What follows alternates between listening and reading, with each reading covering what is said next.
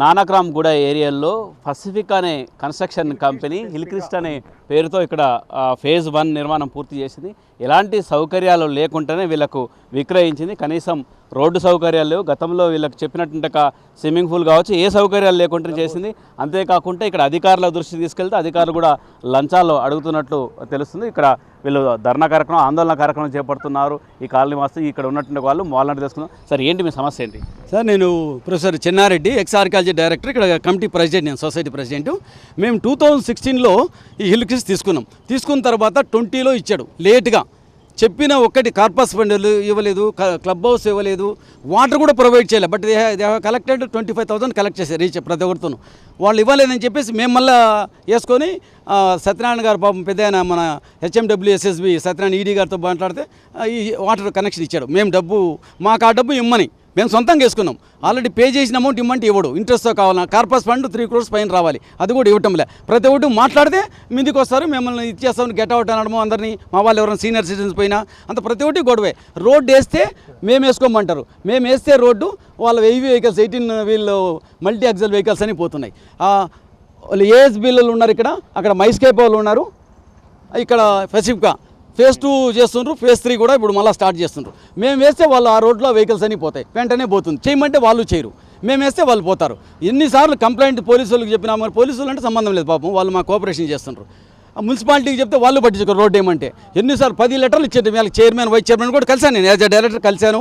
నాకు అందరూ తెలుసు, చాలా సీనియర్ ఆఫీసర్స్తో తెలుసు, నాకు ఆల్మోస్ట్ ఆల్ మినిస్టర్లు కూడా తెలుసు. కానీ ఇక్కడ ఇతను భయపడేస్తారు మాట్లాడితే. ఎవరు GM ఇక్కడ ఉన్నారు పసిఫికా, ప్రతి ఒక్కరిని గెట్ అవుట్ అన్నాడు, ప్రతి ఒక్కరిని గెట్ అవుట్. ఇక్కడ అందరినీ, ఇక్కడ GM, ఇక్కడ ఇన్ఛార్జ్, ఇది అహ్మదాబాద్ బిల్డర్ అనమాట, రాకేష్ రాణ్ అని. ప్రతి ఒక్కటి చీటర్, ఎక్కడ చూసినా చీటింగ్ అంతా, ప్రతి ఒక్కటి మోసం.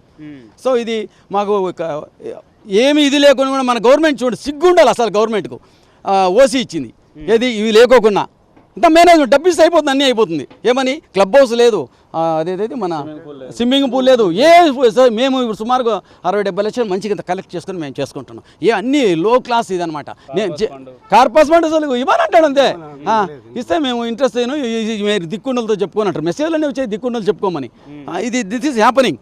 ఇంత సర్వసభ్య మన సమాజంలో డెమోక్రట్ ఇంతమంది దీంట్లో కనీసం మంచి చెప్పండి.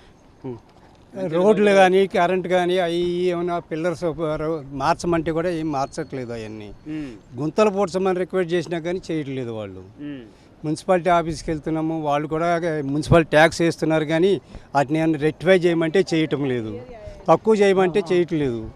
మరి ఒక్కొక్కరికి బెదిరిస్తున్నారు వాళ్ళు. మేము కమిషనర్ గారు ఇస్తే మేము ఇవ్వాలా అని అంటున్నారు సెక్రటరీ గారు. అది ఏ సెక్రటరీ? కమిషనర్ సెక్రటరీ గారు. కమిషనర్ని అడిగామండి, ఆయన ఒప్పుకున్నారు.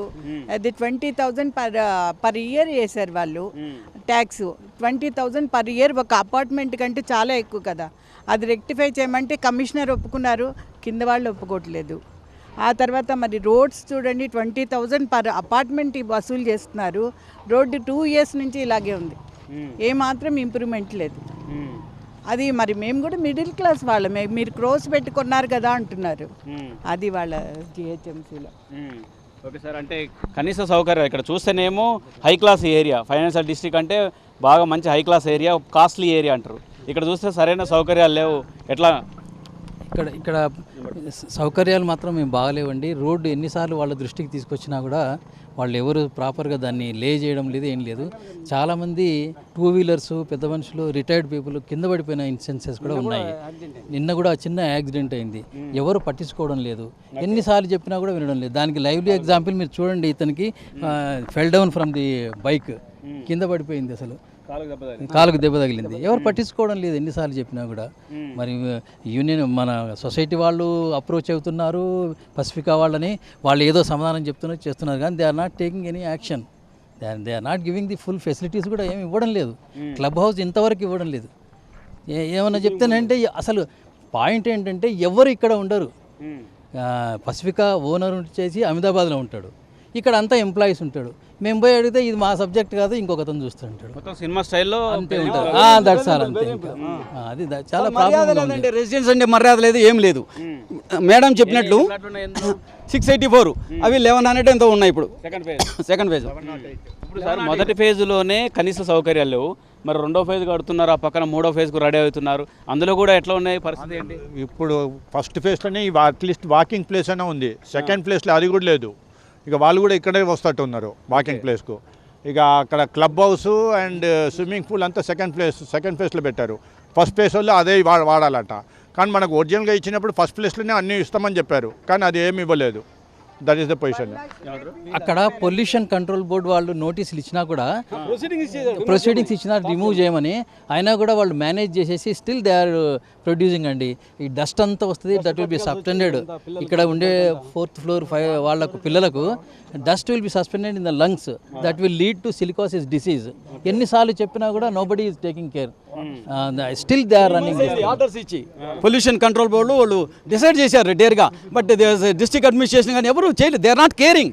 మేనేజ్ చేస్తారు. వాడు పోలీసు కట్ చేయమన్నారు. ఎలక్ట్రిసిటీ కూడా కట్ చేయటం లే. మాట్లాడితే మాకు సంబంధం లేదంటారు. డిఈలు ఎస్సీలు వీళ్ళంతా అంతా మేనేజింగ్ బై మనీ అంతే. సార్ చుట్టుపక్కల బిల్డర్లు అందరూ రూల్స్ పాటిస్తున్నాం అనే సంగతి కేవలం పేపర్ మీదే ఉంటుంది. ఆన్ ద గ్రౌండ్ రియాలిటీ చూస్తే ఎవరు ఏ రూల్స్ పాటించట్లేదు.